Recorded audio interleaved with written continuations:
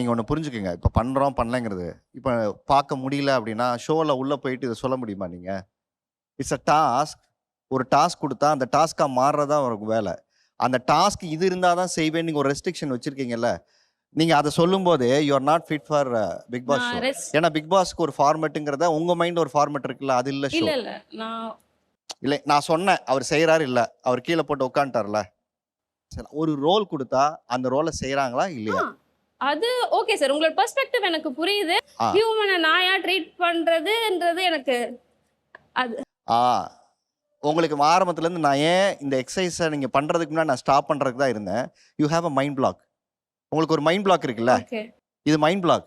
Sir இது mind பிளாக்ல நீங்க எந்திரிச்சுங்க. ஈக்குவாலிட்டி பத்தி பேசிட்டு ஒருத்தர் நானே அப்படி ட்ரீட் பண்ணா அது வந்து நான் எனக்கு எதிரா நடந்துக்கிறேன். அது மைண்ட் பிளாக் இல்ல. இது வந்து என்னோட மாரல்ஸ், என்னோட standards. I can't do that.